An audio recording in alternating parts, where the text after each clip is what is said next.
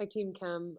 This video is for you to learn about the quantum model, and so it'll be really helpful for this if you have out a writing utensil in your Unit 9 class notes. So if you don't have those things, go ahead and take a minute and grab them out. If you need to pause the video for that, that's completely fine. So you'll need to turn to the part in your notes that has the quantum theory there, or the quantum model. So the quantum theory says that we can estimate the probability of finding an electron in a certain spot.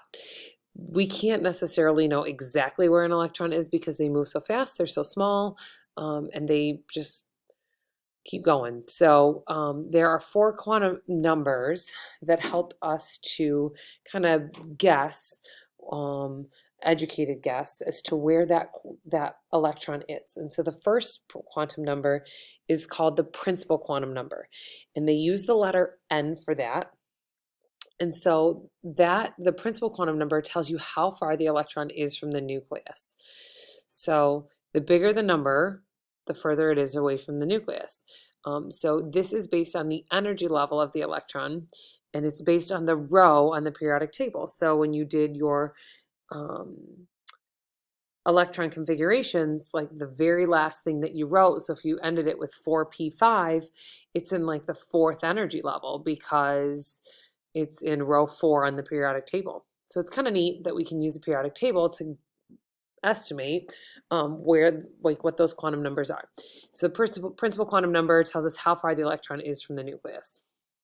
And if you need to pause the video at any time to take notes, please do that.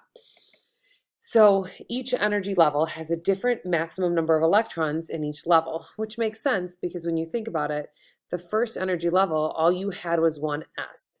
And so 1s can only have 2 electrons in it. Whereas the second energy level can have 8. And again, it makes sense because if you look at the periodic table, you have a 2s and you have a 2p. And s has 2 and p has 6. 2 plus 6 is 8. The third energy level can have a maximum of 18 electrons, which would be, so again, the third energy level, you have a 3s, a 3p, and a 3d. So that's how you could get to 18 because s always has 2, p always has 6, d always has 10. The fourth energy level can have 32. When you get up into the 5th and higher energy levels, they can have a maximum of 32 electrons. So, but the way that I can keep track of like how many electrons can be in each level is looking at like how many one things there are on the periodic table and see that there's only a 1s. There's not a 1p, there's not a 1d, there's not a 1f. For the second energy level, there's only a 2s and there's only a 2p. For the third energy level, there's only a 3s, a 3p, and a 3d. For the fourth energy level, there's a little bit of everything. There's a 4s, a 4p, a 4d, and a 4f. So you could add all those up. That's how I can figure out, if I can't memorize it, how that works on the periodic table. The second quantum number is considered the orbital quantum number, and they use the letter L for that. That's an L. And this is the shape of the orbital, or the shape of the electron cloud. So S is a sphere, don't worry about this column because we don't need to worry about that. There we go, sorry, I'll adjust that. So S is a sphere. There is one type, because again, there's only a 1s, the sphere only has one thing that goes with it. And because there's one type, there's a maximum of 2 electrons that can go in it. That's just like when you did your pictorial electron configurations, you could only put 2 arrows on each line. So if there's one type, meaning there would be one line, there would be a maximum of 2 electrons that you could put in it. For P, it's a dumbbell shape, and we'll go through this in just a minute because I do have them in your notes for you. For P, it's a dumbbell shape, and with the dumbbell shape, there are 3 types. There's a PX, a PY, a PZ. There's 3 different types, and so each type can hold 2 electrons.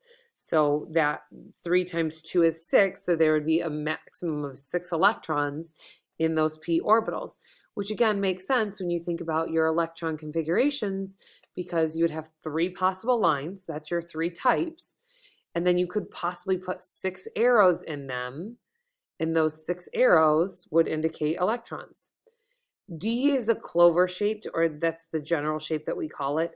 It's really funky, but if you remember that it's a clover shape, we'll be all good. There are 5 types, which makes sense because you draw 5 lines in your pictorial diagrams.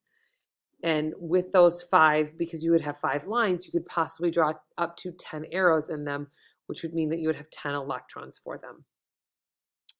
For F, don't worry about putting the shape because it gets really wonky.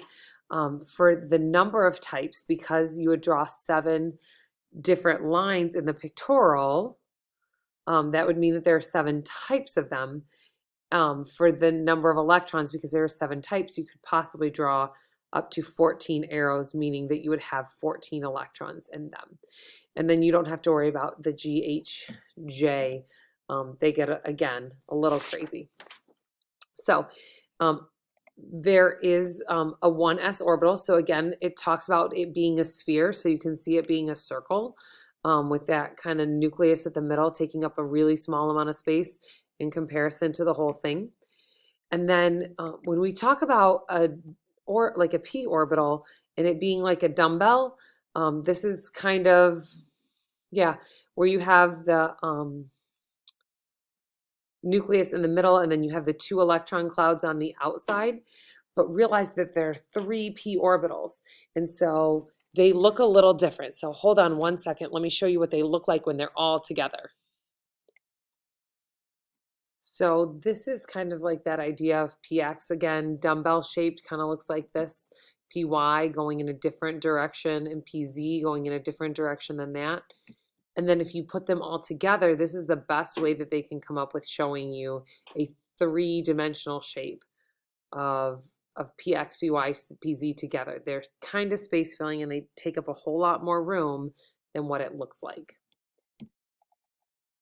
So then you have the d orbitals, and these are again in your notes, and so they're there. Realize that again, they look crazy. So they're kind of crazy shaped, but they're clovers because of the fact that it's kind of like a 4-leaf clover, minus this one down here, which is insane. And then if you put all of the d orbitals together, it looks like the craziest balloon thing you've ever seen. And I'm just going to show you for a quick second what F looks like, realizing that you are not responsible for knowing F. So F looks like this. They get kind of nutso. It looks like, you know, fireworks and starbursts and craziness. So you are not responsible for those, but they're kind of cool to see. The third quantum number is the magnetic spin quantum number, which they use M with a subscript L, and that is its position in space. So for example, when you had P, it was like, would it be PX, PY, or PZ? Would it be the one that goes straight up and down?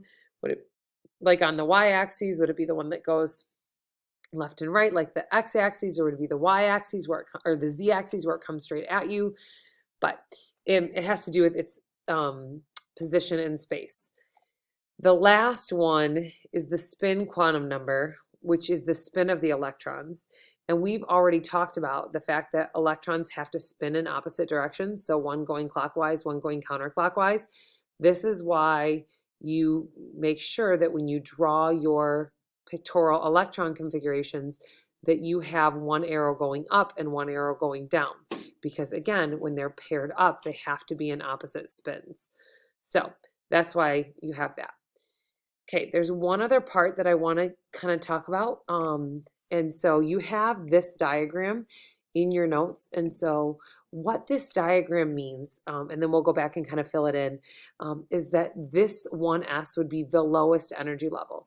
And electrons always fill the lowest energy level first.